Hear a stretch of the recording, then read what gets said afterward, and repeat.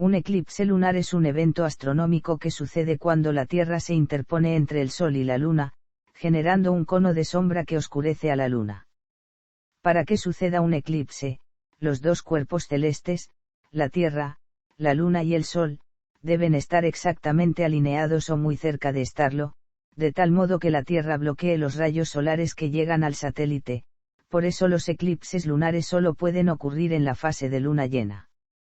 Los eclipses lunares se clasifican en parciales, totales y penumbrales. La duración y el tipo de eclipse depende de la localización de la Luna respecto de sus nodos orbitales. A diferencia de los eclipses solares, que pueden ser vistos solo desde una parte relativamente pequeña de la Tierra y duran unos pocos minutos, un eclipse lunar puede ser visto desde cualquier parte de la Tierra en la que sea de noche y se prolonga durante varias horas en la parte superior de la Luna. Cono de sombra y penumbra en los eclipses de luna. El Sol posee un diámetro ecuatorial 109 veces mayor al de la Tierra, por lo cual ésta proyecta un cono de sombra convergente y un cono de penumbra divergente.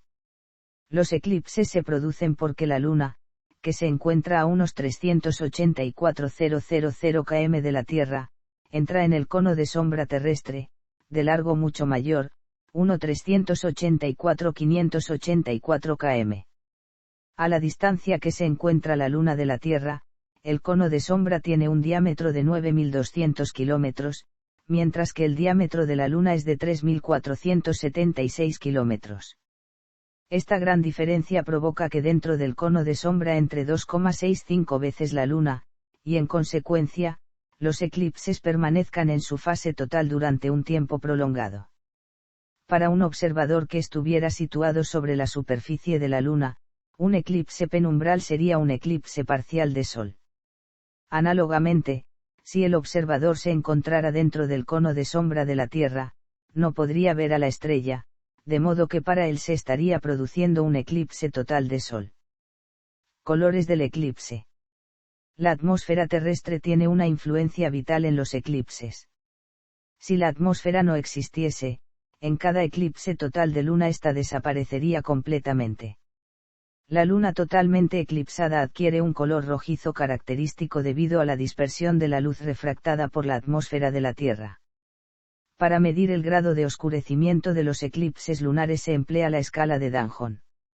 La luz que atraviesa la parte superior de la estratosfera penetra la capa de ozono, que absorbe la luz roja tornándose de un color azul y queda refractada en el borde del eclipse. La medición del borde azulado sirve para calcular el tamaño de la capa de ozono. Clasificación de los eclipses lunares. La sombra de la Tierra se proyecta en dos partes, la umbra y la penumbra.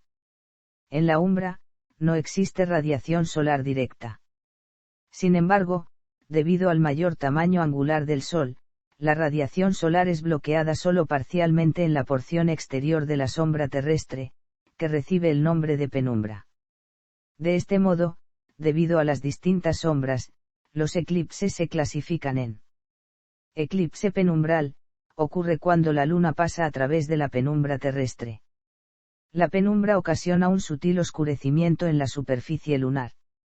Si solo una pequeña parte de la Luna entra en la región penumbral, el eclipse resultante es de muy difícil observación a simple vista y se denomina penumbral parcial. Un tipo especial de eclipse penumbral es el penumbral total en el cual la Luna entra totalmente en la penumbra, sin pasar por la umbra. Este último caso de eclipse penumbral es muy infrecuente debido a que el ancho de la zona penumbral es solo ligeramente más grande que el diámetro de la Luna. En los eclipses penumbrales totales, la porción de la Luna que se encuentra más cerca de la umbra aparece un poco más oscura que el resto. Eclipse parcial, ocurre cuando solo una parte de la Luna entra en la umbra. Eclipse total, sucede cuando la Luna entra completamente en la zona umbral. Un caso especial de eclipse total es el total central, en el cual la Luna, además de pasar por la umbra terrestre, lo hace por el centro de esta. Duración y contactos. La duración de un eclipse lunar está determinada por sus contactos, que son las etapas clave del fenómeno. En un eclipse total, los contactos medidos son: P1, comienzo del eclipse penumbral. La Luna toca el límite exterior de la penumbra terrestre. U1. Comienzo del eclipse parcial. La Luna toca el límite exterior de la umbra terrestre. U2. Comienzo del eclipse total. La superficie lunar entra completamente dentro de la umbra terrestre. Máximo del eclipse, etapa de mayor ocultación del eclipse. La Luna está en su punto más cercano al centro de la umbra terrestre. U3. Fin del eclipse total. El punto más externo de la Luna seil de la umbra terrestre. U4. Fin del eclipse parcial. La umbra terrestre abandona la superficie lunar. P2 o P4. Fin del eclipse penumbral. La Luna escapa completamente de la sombra terrestre lógicamente. Los 7 valores solo aparecen en los eclipses totales. En un eclipse parcial, U2 y U3 no se presentarán. En un eclipse penumbral, U1, U2, U3 y U4 no serán medidos. La mayor duración posible de un eclipse, es decir, la mayor diferencia entre P1 y P2, es de aproximadamente 6 horas. En este eclipse, el centro de la Luna coincidiría exactamente con el centro de la umbra terrestre. A su vez, este eclipse podría permanecer en su fase total durante casi 107 minutos. La distancia entre la Luna y la Tierra varía constantemente debido a la ligera excentricidad de la órbita lunar. La distancia máxima que puede separar ambos cuerpos celestes se denomina apogeo, y es de 406-700 kilómetros. La distancia mínima posible es de 356-400 kilómetros, denominada perigeo. La distancia que separa la Luna y la Tierra existente durante el eclipse afecta la duración del mismo. Cuando la Luna se encuentra cerca de su apogeo, su velocidad orbital es la menor posible. El diámetro de la umbra no decrece apreciablemente entre en perigeo y apogeo, ya que los límites de la umbra son casi paralelos entre sí. Por lo tanto, el eclipse más duradero posible será aquel que ocurra durante el apogeo. Escala de Danjon. Es una escala relativa diseñada por André Louis Danjon entre los años 1925 y 1950 para medir el oscurecimiento de la superficie lunar en los eclipses. La Tierra bloquea toda la radiación solar directa que llega a la Luna, oscureciéndola. Sin embargo, las partículas en suspensión presentes en la atmósfera refractan parte de la luz solar, en el espectro del rojo. Es el mismo fenómeno que ocurre el alba y el ocaso, en los cuales el cielo toma un tono anaranjado rojizo debido a la incidencia casi horizontal de los rayos solares. La Luna recibe esta radiación, lo que provoca que tome un color desde amarillo claro hasta rojo parduzco, que depende de factores medioambientales terrestres y físicos. El grado de oscurecimiento en la escala de Danjon es representado con la letra L, que adquiere 5 valores, del 0 al 4. Cada valor es definido de la siguiente manera.